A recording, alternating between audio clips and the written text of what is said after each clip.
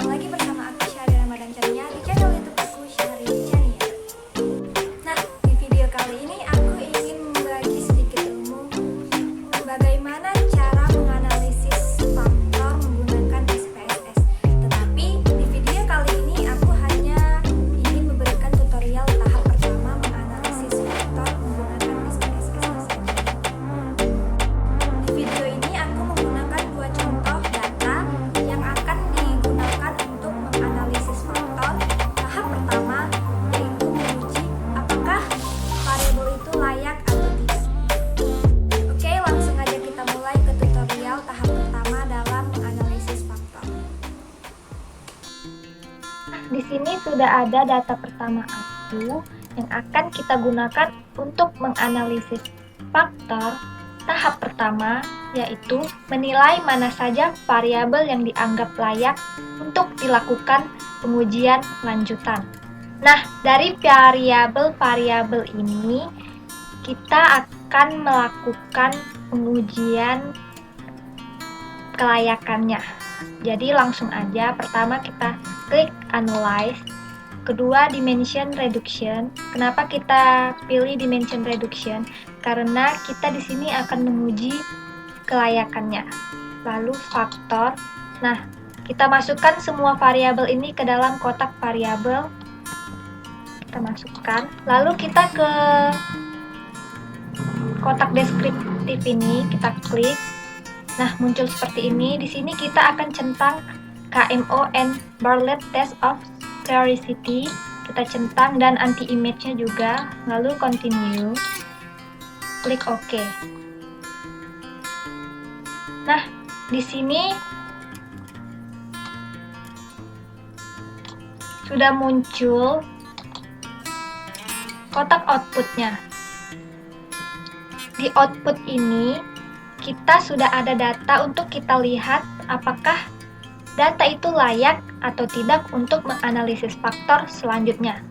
Tadi kita sudah mereduksi datanya ya. Di sini kita lihat KMO. Nah, kita lihat angkanya itu adalah 0,560, yang artinya seluruh data ini sudah di atas 0,5. Dan kita lihat juga di signifikannya, yaitu 0,001. Kita lihat dari signifikannya ini, signifikannya sudah jauh di bawah dari 0,05. Maka variabel dan sampel yang ada sudah bisa dianalisis dengan analisis faktor. Nah, selanjutnya kita ke tabel anti-image matrix. Di sini kita ke anti-image correlation. Lalu kita lihat pada angka korelasi yang ada bertanda A ini, secara diagonal dari kiri ke kanan bawah. Ini namanya MSA, Measure of Sampling Adequacy. Di sini kita harus melihat apakah MSA-nya ini sudah di atas 0,5 atau belum. Karena ketika MSA-nya ini tidak di atas 0,5, artinya data itu tidak bisa diprediksi dan tidak bisa dilanjutkan melakukan faktor lanjutannya.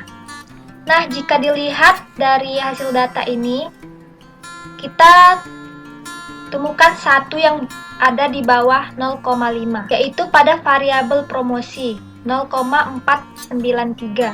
Jadi variabel promosi ini harus kita keluarkan dari data ini, sehingga kita harus melakukan pengujian ulang.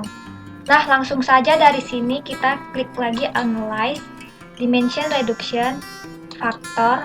Nah, di sini kita akan mengeluarkan promosi. Promosi kita keluarkan, lalu kita klik OK. Nah, di sini keluar lagi outputnya. Nah, kalau tadi KMO MSA-nya itu 0,560, sekarang dia menjadi 0,570, yang artinya korelasi atau hubungannya semakin kuat karena variabel promosi telah dikeluarkan, karena promosi korelasinya itu kecil. Dan untuk signifikansinya kita lihat di sini 0,01, masih di bawah 0,05. Maka variabel dan sampel yang ada secara keseluruhan bisa dianalisis lebih lanjut. Lalu kita ke tabel anti-image, kita ke anti-image correlation. Nah, kita tetap akan melihat pada diagonal ini yang ada bertanda A-nya. Kita lihat apakah MSA-nya ini ada yang di bawah 0,5. Dan ternyata pada tabel ini sudah tidak ada lagi MSA yang di bawah 0,5 karena variabel promosi tadi sudah kita keluarkan. Nah, dengan demikian variabel tanpa promosi tadi sudah layak untuk dilakukan analisis faktor selanjutnya. Oke, karena di sini saya hanya ingin memberikan tutorial tahap pertama analisis faktornya, yaitu menilai variabel yang layak. Jadi sampai di sini aja. Kita pergi ke data kedua. Nah, di sini adalah data kedua yang akan kita analisis faktorkan. Nah, pada data kedua ini kita akan melakukan hal yang sama pada data pertama. Hanya saja data kedua ini berbeda. Nah, di sini kita akan membuat berapa faktor sih yang akan bisa terbentuk untuk analisis selanjutnya. Nah, data-data ini tidak bisa langsung karena datanya terlalu jauh berbeda angkanya. Dapat dilihat dari absen ini 3, sementara gaji ini 1 juta. Terlalu jauh perbedaan angkanya. Karena perbedaan yang sangat mencolok akan menyebabkan bias dalam analisis faktor, sehingga data asli harus ditransformasi atau standarisasi sebelum bisa dianalisis. Nah, proses standarisasi sendiri bisa dilakukan dengan mentransformasi data ke bentuk Z-score.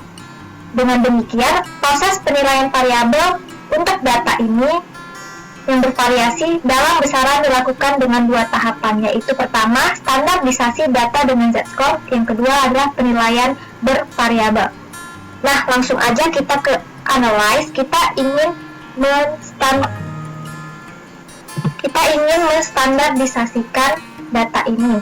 Pertama, analyze, lalu descriptive statistik. Kita pilih descriptive.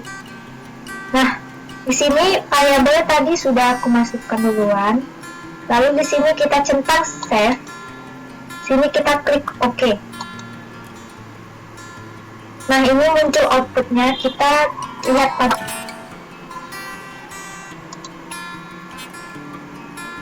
lihat pada file tabel data ini. Nah, di sini sudah ada Z-score. Di sini sudah ada data baru, yaitu Z-score.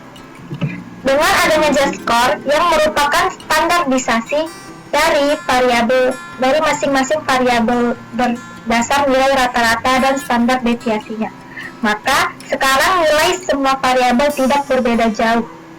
Hal ini berarti proses pengujian variabel bisa dilakukan. Jadi langsung aja kita mereduksikan data-data ini. Nah, kita ke analyze, lalu dimension reduction, klik faktor. Nah, di sini kita memasukkan data yang Z-score-nya saja. Masukkan. Lalu kita klik descriptive. Nah, di sini kita centang KMO and Bowlet Test of Sphericity dan anti-image-nya. Lalu klik continue, klik OK. Nah, di sini muncul outputnya.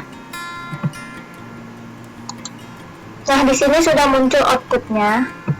Nah, dapat kita lihat pada tabel KMO and Bowlet testnya. Di sini ada KMO of Measure of Sampling Education, MSA-nya itu adalah 0,507. Nah, dilihat dari MMA-nya ini 0,507 sudah di atas 0,5. Dan dilihat dari signifikansinya 0,00. Sudah dilihat dari signifikansi ini jauh di bawah dari 0,05. Maka variabel dan sampel yang ada sebenarnya sudah bisa dianalisis lebih lanjut. Namun demikian tetap dilakukan analisis per variabel dengan metode anti-image. Nah, kita langsung ke tabel anti-image matrix, kita langsung ke anti-image correlation. Nah, di sini kita lihat, di sini ada yang diagonal bertanda A, diagonal dari kiri ke bawah kanan. Nah, di sini kita lihat pada MSA yang di bawah 0,5 tidak memenuhi syarat. Nah, di sini kita akan memilih MSA yang paling terendah, yaitu jika dilihat di sini itu ada variabel pelanggan yang dikunjungi, yaitu 0,306. Nah, untuk variabel pelanggan yang dikunjungi ini kita akan keluarkan supaya kita bisa menganalisis faktor lanjutannya. Nah, jadi kita akan melakukan pengujian ulang. Jadi kita langsung aja ke analyze, dimension reduction, faktor. Nah, di sini kita tadi akan mengeluarkan pelanggan yang dikunjungi. Kita keluarkan lalu klik OK. Nah, muncullah output baru.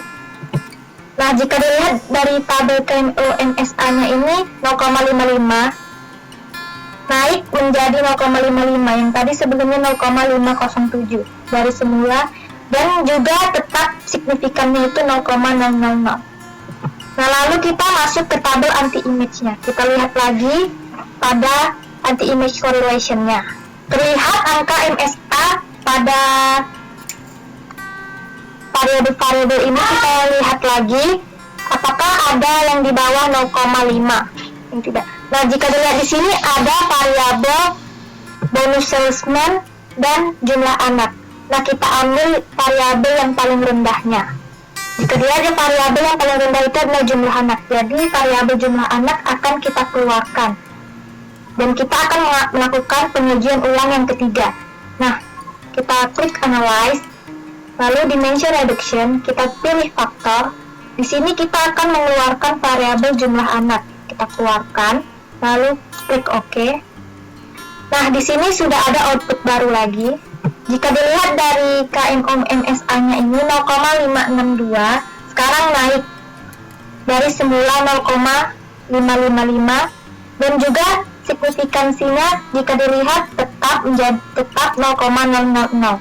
Hal ini berarti setiap pengulangan proses dengan dikeluarkannya variabel yang mempunyai MSA di bawah 0,5 akan menaikkan MSA keseluruhan. Nah, kita langsung lihat ke tabel anti-image correlation-nya. Kita lihat di sini yang ada tanda diagonal A-nya, yang ada tanda A-nya yang berdiagonal. Jika dilihat di sini masih ada ternyata yang di bawah 0,5 variabel, yaitu variabel bonus salesman. Jadi untuk itu variabel bonus salesman ini akan kita keluarkan juga. Jadi kita akan melakukan pengujian ulang yang keempat. Jadi kita langsung aja ke analyze, lalu dimension reduction, faktor.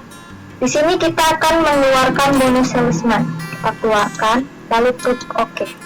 Nah, di sini muncul output baru lagi. Nah, terlihat pada tabel KMO-nya, MSA-nya ini naik menjadi 0,725. Naik. Sekarang ini naiknya semakin tajam, semakin kuat. Dari semulanya itu 0,562 dan juga signifikansinya itu 0,001.